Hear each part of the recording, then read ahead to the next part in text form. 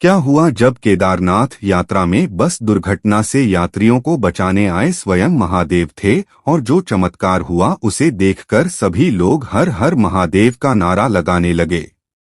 दोस्तों, केदारनाथ यात्रा शुरू हो चुकी है। 4 धामों में से सबसे महत्वपूर्ण धाम केदारनाथ है। केदारनाथ धाम के चमत्कार की लिस्ट कई लंबी है। उसी में से अभी हाल ही में एक सबसे बड़ा चमत्कार निकलकर सामने आया है।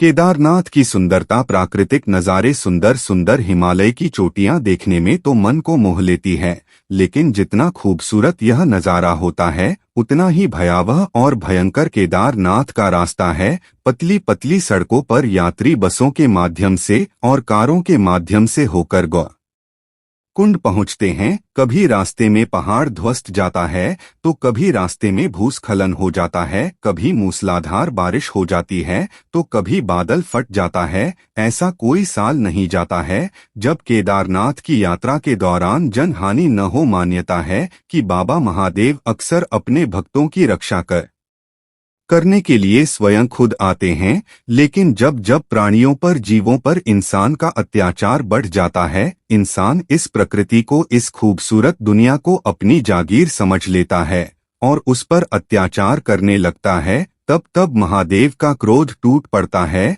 और महादेव बता देते हैं कि इंसान केवल इस प्रकृति पर, इस धरती पर अपने कर्मों को भोगने आया है, वो इस धरती का मालिक नहीं है। दोस्तों, केदारनाथ के कपाट अभी हाल ही में 2 मई को खुले हैं, लेकिन केदारनाथ के कपाट खुलते ही कई सारे चमत्कार दोस्तों अभी सुनने में आ रहे हैं। उसमें से अभी हाल में एक सबसे बड़ा चमत्कार सामने आया है, जिसमें दोस्तों एक बस दुर्घटना से यात्रियों को बचाने स्वयं महादेव आए। इस घटना की ओर बढ़ने से पहले वीडियो को लाइव कर दीजिएगा और सच्चे सनातनी, सच्चे महादेवी के भक्त कमेंट बॉक्स में हर हर महादेव जरूर लिखिएगा और मुझे जरूर बताएगा कि क्या आप इस साल केदारनाथ बाबा के दर्शन करने जा रहे हैं या नहीं, या फिर आप पहले केदारनाथ बाबा के दर्शन करके आए हैं या नहीं, कमेंट में जरूर बताएगा। दोस्तों, मध्य प्रदेश के रतलाम शहर में मनोहर पाटीदार नाम का एक किसान रहा करता था। मनोहर की शादी हुए करीब 8 साल हो चुके थे, लेकिन मनोहर और उसकी पत्नी को अभी तक संतान का सुख नहीं मिला था। मनोहर ने हर प्रयास कर लिया था, सभी देवी देवताओं को पूज लिया था, सभी मन्नतें मांग ली थी, लेकिन अभी तक मनोहर की पत्नी की गोद सूनी की सुनी थी। बिना संतान के नहीं मनोहर को अपने परिवार में इज्जत मिलती और न ही उसकी पत्नी को अपने परिवार में इज्जत मिलती थी। आए दिन परिवार वालों के ताने सुन सुनकर मनोहर और उसकी पत्नी के दिमाग में बस केवल एक ही टेंशन चलती थी कि आखिर कब भगवान उनकी सुनेंगे। सन 2022 की बात है। इधर 4 धाम यात्रा शुरू हो रही थी। मनोहर ने सुना था कि बाबा केदारनाथ अपने भक्तों की हर मुराद पूरी करते हैं। जब महादेव के दरबार हम जाते हैं, जब केदारनाथ बाबा के दर पर पहुंचते हैं और केदारनाथ बाबा से हम जो भी मानते हैं, तो केदारनाथ बाबा उसे शीघ्र अतिशीघ्र हमें हमारी मुराद पूरी जरूर करते हैं। तो मनोहर ने अपनी पत्नी को कहा कि चलो केदारनाथ बाबा के दरबार में, अब वही हमारी मुराद पूरी करेंगे, अब वही तुम्हारी कोख की लाज रखेंगे और इस घर में किलकारियां गूंज जाएंगे। फिर क्या था, मनोहर अपनी पत्नी के साथ केदारनाथ बाबा के दर्शन के लिए निकल पड़ा। मनोहर हरिद्वार पहुंचा, जहां पर गंगा नदी में स्नान करके वह केदारनाथ बाबा की यात्रा के लिए निकल पड़ा। अपनी पत्नी के साथ मनोहर बस की सहायता से हरिद्वार से सोनप्रयाग की यात्रा के लिए निकल पड़ा। आपको हम बता दें कि हरिद्वार से सोनप्रयाग तक बस के माध्यम से जाया जाता है, या आप चाहे तो अपनी खुद की कार या फिर अपनी मोटरसाइकिल से भी आप यह यात्रा कर सकते हैं। हरिद्वार से सोनप्रयाग की दूरी करीब करीब 240 किलोमीटर है।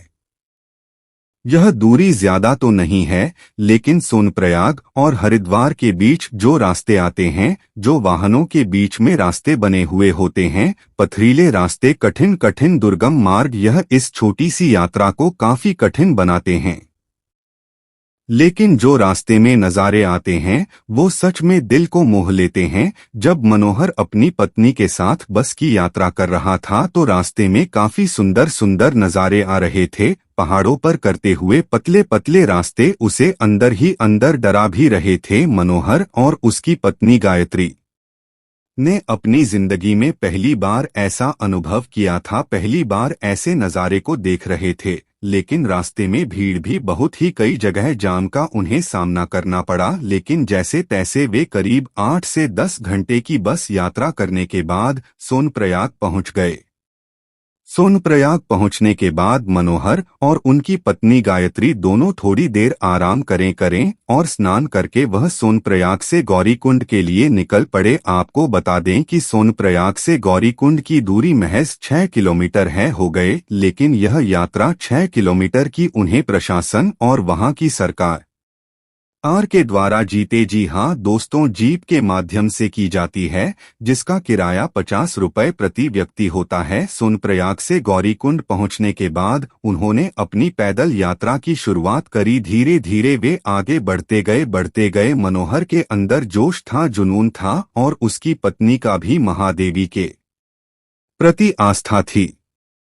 रास्ते में उन्हें काफी मनमोहक झरने मिले, काफी मनमोहक रास्ते उन्हें दिखाई दिए। चट्टानों के बीच में करते हुए रास्ते, घोड़ों की घंटों की आवाजें उनका मन मोह रही है। साथ ही साथ पास में नदी का पानी भी आवाजें कर रहा था।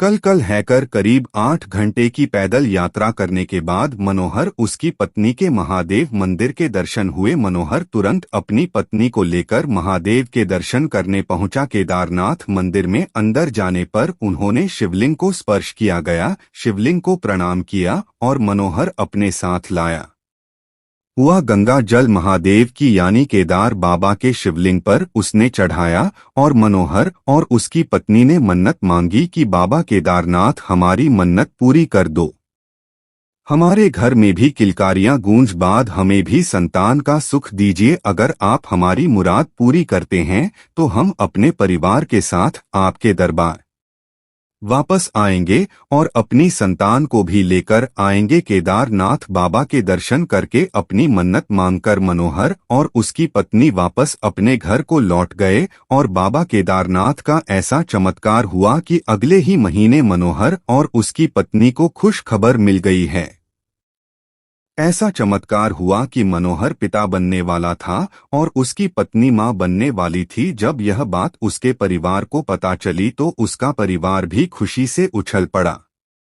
जो परिवार एक समय पर मनोहर और उसकी पत्नी को ताना मारता था, अब वही परिवार मनोहर और उसकी पत्नी की काफी इज्जत करने लगा था। सभी लोग बाबा केदारनाथ को नमन कर रहे थे। मनोहर ने भी बाबा केदारनाथ को नमन किया और उसकी पत्नी ने भी, और करीब 9 महीनों के बाद बाबा केदारनाथ की कृपा से मनोहर की पत्नी गायत्री एक पुत्र को जन्म देती है। पुत्र प्राप्ति के बाद मनोहर और उसकी पत्नी की जिंदगी ही पलट गई है। उसके परिवार में मनोहर सबसे पहला व्यक्ति था जिसने एक पुत्र को अपने परिवार को दिया था और उसकी पत्नी ने पुत्र का सुख दिया था। सभी लोग गायत्री और मनोहर की काफी इज्जत करने लगे थे। मनोहर ने अपने बेटे का नाम भी बाबा केदारनाथ के ऊपर ही रखा था, जिसका नाम था केदार। मनोहर ने अपने बेटे का नाम केदार रखा, लेकिन मनोहर का बेटा भी छोटा था इसलिए देता था उसके कौन गर्म की भी तेरी ढाका। मनोहर ने सोचा कि क्यों ना मैं अपनी मन्नत अगले साल जब मेरा बेटा 1 साल का हो जाएगा तब पूरी करूंगा, क्योंकि छोटे से बच्चे को केदारनाथ है कि यात्रा पर ले जाना बहुत कठिन होता है। इसलिए मनोहर अगले साल तक इंतजार करने लगा। लेकिन सन 2024 की बात है। मनोहर का बेटा अचानक से बीमार पड़ गया, क्योंकि मनोहर अपनी मन्नत भूल चुका था। मनोहर भूल गया था कि जिस बाबा केदारनाथ ने उनके बच्चे का सुख दिया गया, उनके बच्चे जो रोज जियो जोड़ों को उनकी जिंदगी में लाए, उन्हीं केदार बाबा के दर्शन करना मनोहर भूल गया। इसी दौरान मनोहर के बच्चे की काफी तबीयत खराब अब हुई करीब 10 दिनों तक मनोहर का बच्चा अस्पताल में भर्ती रहा। तब मनोहर को याद आया कि उसने अपनी मन्नत पूरी नहीं की है। वह अपनी मन्नत के बारे में भी भूल गया है। मनोहर की पत्नी ने मनोहर को कहा कि चाहे कुछ भी हो जाए हमें अब केदारनाथ जाना ही पड़ेगा, लेकिन तब तक तो कपाट बंद हो चुके थे। मनोहर ने बाबा केदारनाथ से माफी मांगी और कहा कि बाबा केदारनाथ, जैसे ही आपके कपाट खुलेंगे हम आपके दरबार में बहुत जल्दी आएंगे और पूरे परिवार के साथ आएंगे।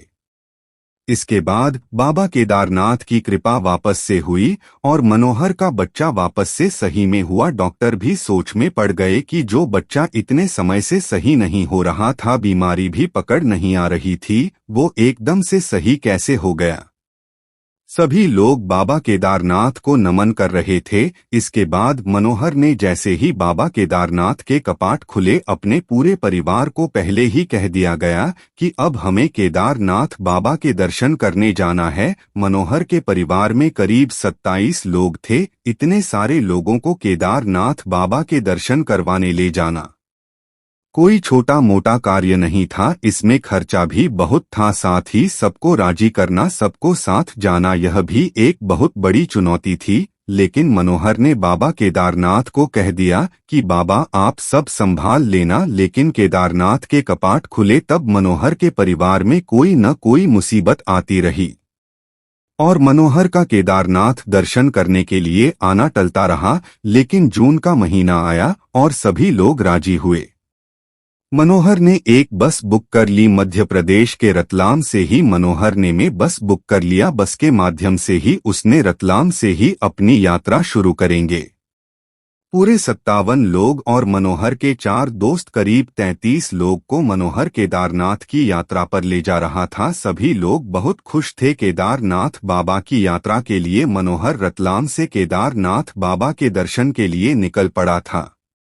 बस के माध्यम से अपने परिवार को लेकर मनोहर के साथ अपना माँ बाप ना सौंपा 2 साल का बेटा भी था। सभी लोग बहुत खुश थे। मध्य प्रदेश से राजस्थान होकर मनोहर और उसका परिवार हरिद्वार पहुंचा। हरिद्वार में पूरे परिवार ने डुबकी लगाई जाएगी, गंगा मैया के दर्शन करें और सोनप्रयाग के लिए निकल पड़े। लेकिन इस यात्रा में उनके साथ एक बहुत बड़ी अनहोनी होने वाली थी। किसी ने सोचा नहीं था। उत्तराखंड के रास्ते काफी टेढ़े मेढ़े थे।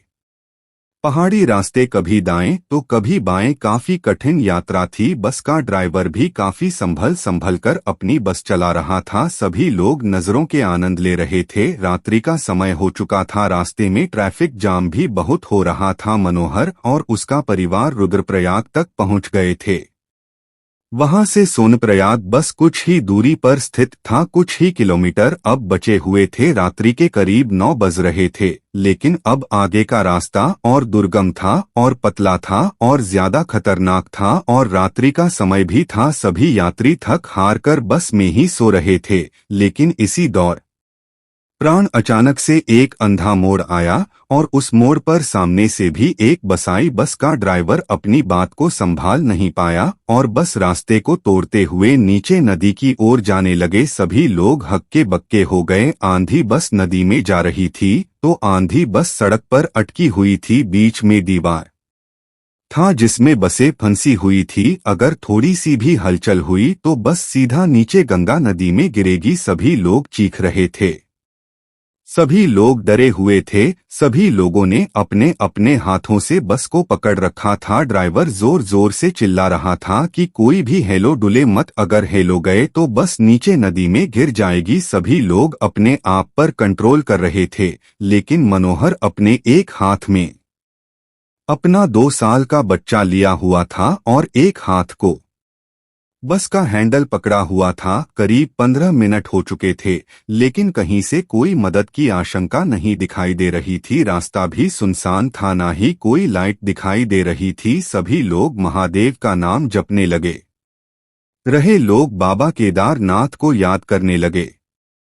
मनोहर भी मन ही मन बाबा केदार को याद करके कह रहा था, बाबा केदारनाथ, मैं तो अपने परिवार को लेकर आपके दर्शन करने आया हूं और बीच रास्ते में ही यह दुर्घटना हो गई है। मुझे यकीन है कि आप अपने भक्तों पर एक छोटी सी भी आंच नहीं आने देंगे। हमारी जान बचाई, ये मेरे पूरे परिवार की जान अब आपके हाथों में है। मेरे केदार बाबा सभी लोग के दार बाबा के ध्यान में लगे हुए थे।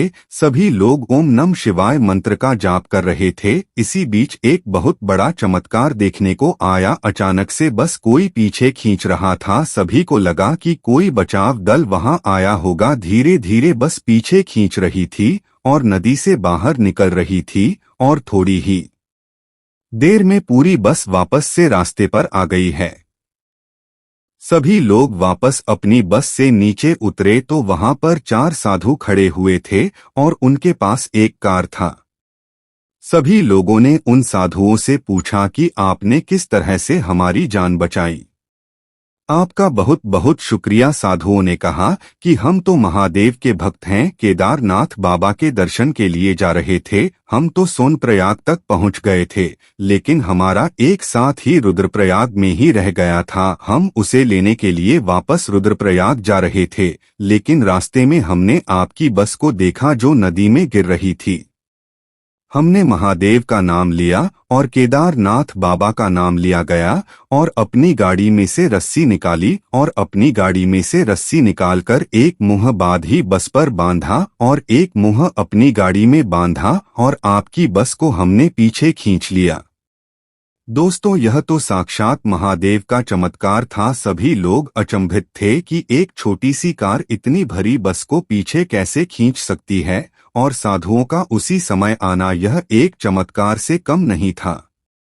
दोस्तों, साधु भी महादेव का ही एक रूप थे। सभी लोगों ने उन साधुओं के चरणों को स्पर्श किया और उन सभी साधुओं को कहा कि आप हमारे लिए साक्षात महादेव का रूप है, आपने हमारी जान बचाई। जाएगा महादेव की कृपा से पूरे 33 लोग उस बस में सवार सभी सुरक्षित थे और 2 साल का बच्चा केदार भी सुरक्षित था। आखिर कोई बाल कैसे भगा कर पाता था, क्योंकि बाबा केदारनाथ जो रक्षक थे। लेकिन सवाल अभी भी यही था कि आखिर इतनी छोटी सी कार इतनी बड़ी बात को जो कि यात्रियों से भरी हुई थी, उसे कैसे निकाल सकती है। साधु आखिर समय पर वहां से पहुंच गए। दोस्तों, आपको क्या लगता है, यह एक साक्षात महादेव का ही चमत्कार है? कमेंट में अपनी राय जरूर दीजिएगा। इसके बाद मनोहर और उसका परिवार सकुशल वापस सोनप्रयाग पहुंचा, जहां पर पहुंचने के बाद उन्होंने रात्रि में अपने लिए आराम के लिए एक धर्मशाला लिए। सुबह